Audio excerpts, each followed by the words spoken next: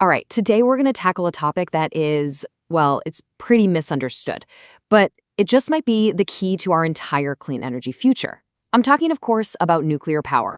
So the challenge we're facing is huge, right? We have to replace fossil fuels, and not just with anything, but with a source of clean electricity that's always on 24/7.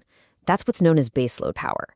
And here's the thing, unless some brand new technology comes out of nowhere, it looks like nuclear is really the only proven option that can get us there by 2050. Now, I know what you're probably thinking. The second I say nuclear, 3 words pop into your head: safety, waste, and proliferation. And look, we get it. Those are completely valid concerns, right? They're rooted in some pretty serious history. So you know what? Let's just tackle them head on. But here's the twist. The technology that exists today, it's not your grandfather's nuclear power. The really surprising part is that the solutions to all those big problems we just mentioned, they were actually figured out years, even decades ago.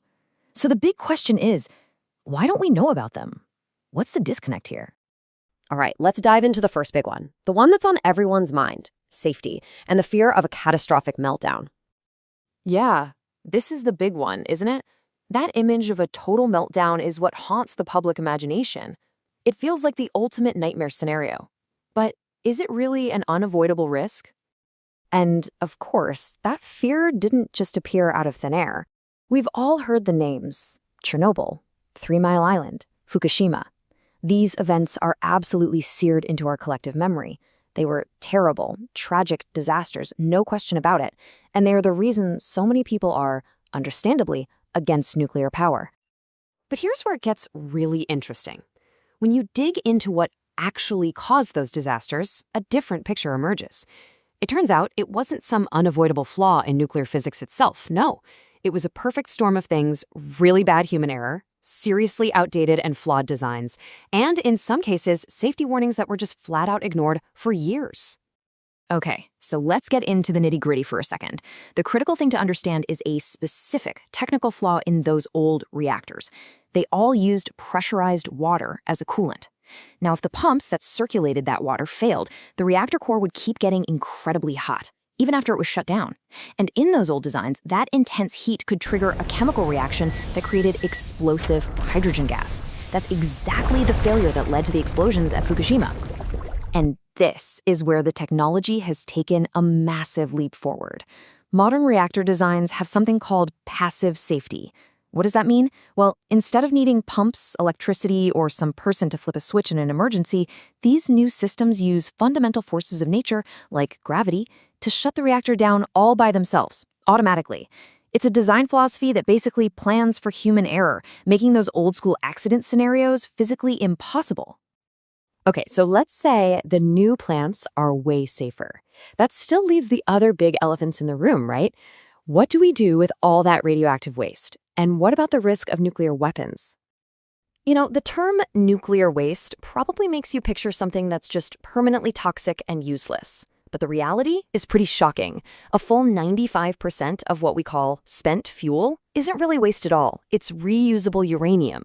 It can be recycled to power reactors all over again. So it's not so much a waste problem as it is a massive recycling opportunity that, frankly, we just haven't really taken advantage of. Okay, fair enough. But what about that last 5%, the really, really nasty stuff? Well, believe it or not, we actually have the technology to deal with that too. There are things called burner reactors, and their whole purpose, their entire reason for existing, is to take that high-level waste and use it as fuel.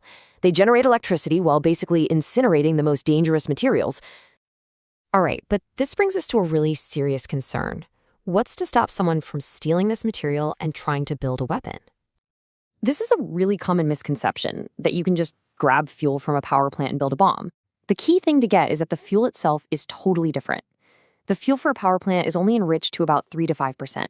To make a weapon, you need to get that enrichment level all the way up to 90% or more. They are just fundamentally different things.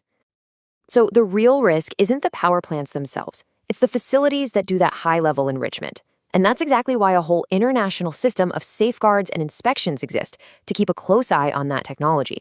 When you combine that with new types of fuel and global cooperation, you get a pretty robust system designed to keep all this material safe and secure. So, if the technology we have today already solves the problems of the past, what does the future of nuclear look like? Well, this is where things get really, really exciting. The future of nuclear might not be these giant, one-of-a-kind construction projects we're used to. Instead, think more like a modern factory assembly line. The big new idea is something called small modular reactors, or SMRs, and they are a total game changer. The concept is simple. Stop building these enormous, custom-made plants and start mass-producing smaller, standardized reactors in a factory with super tight quality control. And that right there is the huge advantage. When you build them in a factory, you get to avoid the insane cost overruns and delays that have just plagued the nuclear industry for decades. You build it, you ship the module to the site, you plug it into the grid, and boom, clean, reliable power. It's a completely different, way more efficient way of doing things.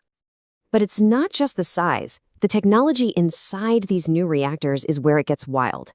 We're talking about molten salt reactors, where the fuel is literally dissolved in liquid salt, which means a meltdown, like we've seen before, is physically impossible.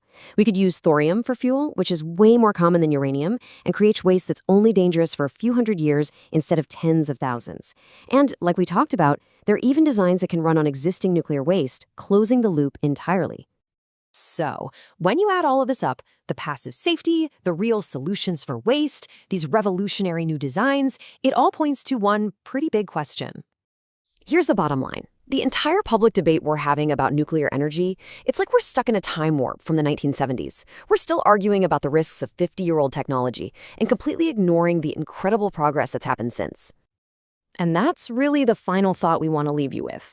As we race to build a clean energy future, is it possible that our fear of the past, the ghosts of Chernobyl and 3 Mile Island, is holding us back from using one of the most powerful tools we have? The technology has already changed, so maybe it's time our thinking did too.